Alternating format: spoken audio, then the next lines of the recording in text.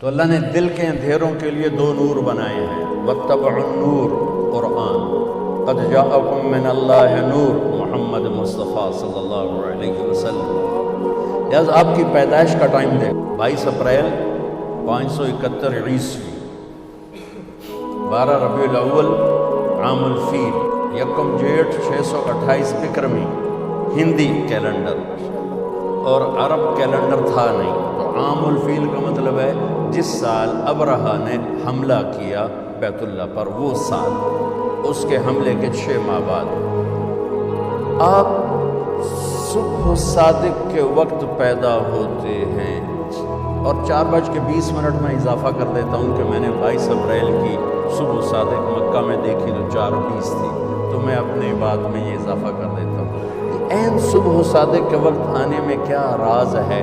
کہ ادھر دنیا کے اندھیروں کو دور کرنے کے لیے سورج آ رہا ہے، اور ساتھ ہی دل کے اندھیروں کو دور کرنے کے لیے نور مصطفیٰ آ رہا ہے۔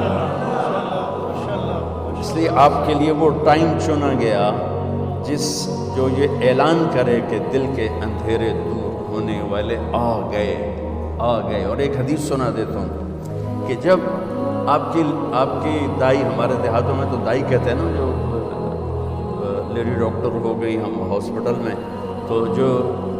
جس سے ہاتھوں بچے پیدا ہوتے ہیں، تو ان کا نام تھا شفا بنت عامر، یہ عبد الرحمن بن عوف کی والدہ ہے۔ بچہ پیدا ہوتا ہے تو پہلے ماں کے پیٹ سے بہت کچھ نکلتا ہے، گندگی ہوتی ہے،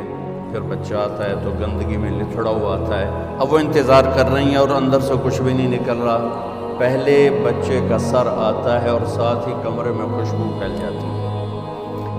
پھر جب جسم باہر آتا ہے تو جسم پہ ایک ذرہ کسی گندگی کا نام و نشان نہیں، اور ماں کے پیٹ سے ایک قطرہ پانی کا نہیں نکلتا،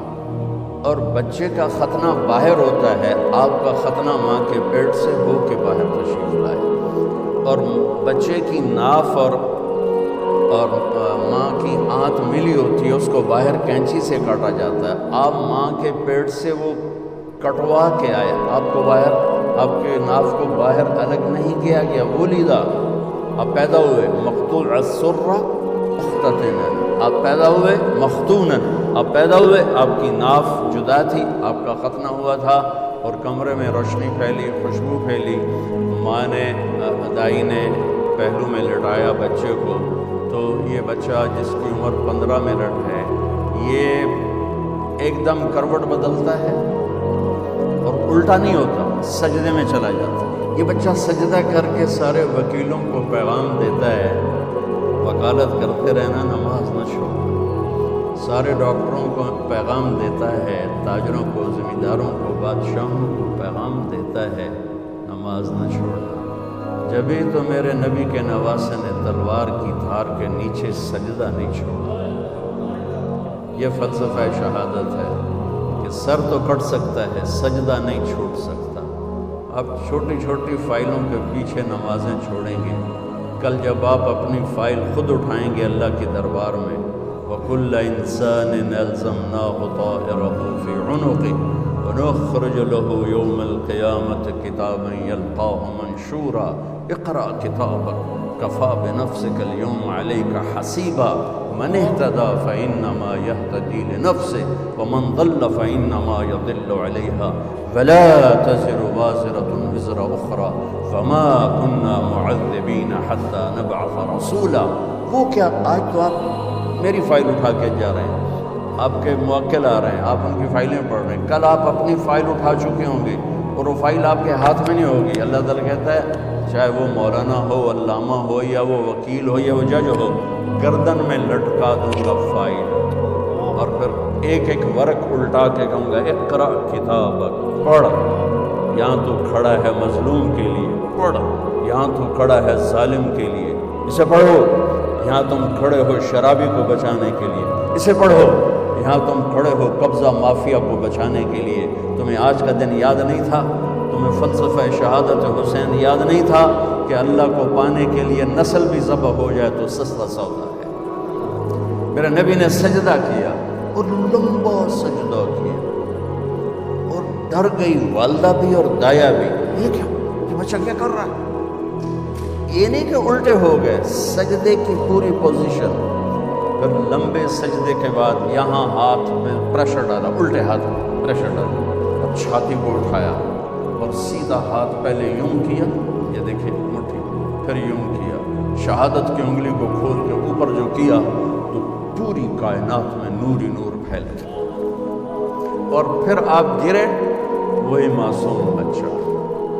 یہ نور آیا ہے دلوں کو روشن کرنے کے لیے آیا۔ ماں نے اٹھا کے گود میں رکھا، گود میں لے لیا نا کہ یہ کیا کر رہا ہے، یہ کیا کر رہا ہے، یہ کیا کر رہا ہے، یہ کیا ہو گیا، گود میں لیا تو ایک دم گھر کی چھت پھٹ گئی اور اس میں سے بادل نہیں آیا، دھند، یہ جو ابھی آنے والی ہمارے یہاں جس کو فوگ ہم کہتے ہیں، جس کو عربی میں غمام کہتے ہیں، قل الغمام، دھند آئی اور سارا کمرہ بھر گیا اور بچہ نظر نہیں آ رہا، اتنی گہری ہو گئی، اس کے اندر سے آواز آئی، طوفوا بہ مشارق الارض ومغاربہا، اس بچے کو مشرق مغرب پھرا دو، لیعرفوا باسمہ ونعتہ وصورتہ، اور پوری دنیا کے انسانوں کو بتا دو،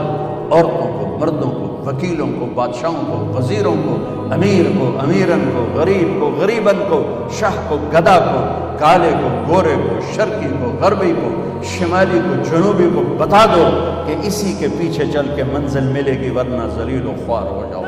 بی بی سعدیہ، حلیمہ سعدیہ رضی اللہ تعالیٰ عنہ نے جب محبوب مصطفیٰ کو گود میں لیا اور بیٹھی اپنی گدھی پر، وہ مریل ٹٹو گدھی، جب آپ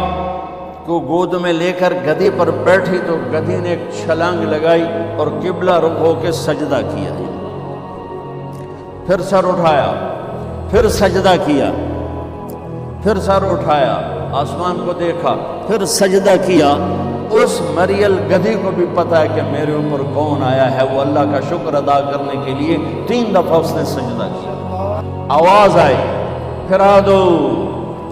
سب کو پتہ چل جائے کہ محمد سے وفاتوں نے تو ہم تیرے ہیں، یہ جہاں چیز ہے کیا لوح و قلم تیرے ہیں، تم ایک وکالت کو کیا کہتے ہو، کل کائنات تمہارے قدموں میں گرا دی جائے گی، بشرطے کہ تم غلام مصطفیٰ بن کے دکھا دو۔ ہاں پھر آواز آئی، اگلی سنیں، وہ اس سے بھی عجیب ہے، اور اس کو آدم کے اخلاق دو، ابھی بچے کی عمر آدھا گھنٹہ ہے، شیش کی معرفت دو، نوح کی شجاعت دو، ابراہیم کی دوستی دو، اسماعیل کی قربانی دو، اسحاق کی رضا دو، یعقوب کی بشارت دو، یوسف کا حسن و جمال دو، موسیٰ کا جاہ و جلال دو، یوشع کا جہاد دو، دانیال کی محبت دو، الیاس کا وقار دو، صالح کی فصاحت دو، لوط کی حکمت دو، ایوب کا دل دو،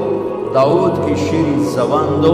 یونس کی اطاعت دو، یحییٰ کی پاک دامنی دو، عیسیٰ کا زہد دو، وَأَغْمَسُوهُ فِي أَخْلَاقِ النَّبِيِّينَ، اور تمام انبیاء کو جو دیا ہے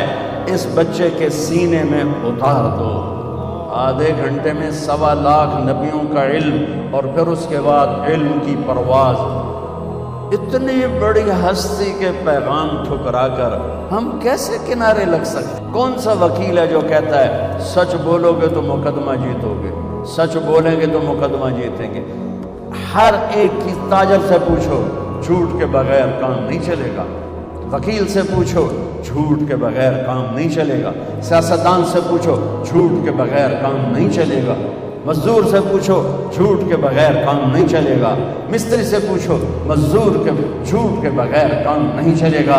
اور میرا نبی کہتا ہے الصدق ینجی والکذب یہلک، سچ نجات دیتا ہے اور جھوٹ ہلاک کر دیتا ہے۔ میرے نبی کی سیرت کا نچوڑ بتا رہا ہوں، جس قوم میں ظلم ہوگا، جس قوم میں جھوٹ ہوگا، جس قوم میں دھوکہ ہوگا، اسے ذلت پستی کے سوا کچھ نہیں ملے گا۔ جس قوم میں انصاف ہوگا، جس قوم میں سچائی ہوگی، جس قوم میں دیانتداری ہوگی، اللہ ہمیشہ ان کے سر پہ عزت کے تاج سجا کے رکھے گا۔ چاہے وہ اللہ کے منکر بھی ہوں گے تو موت تک اللہ انہیں ضرور عزت دے گا۔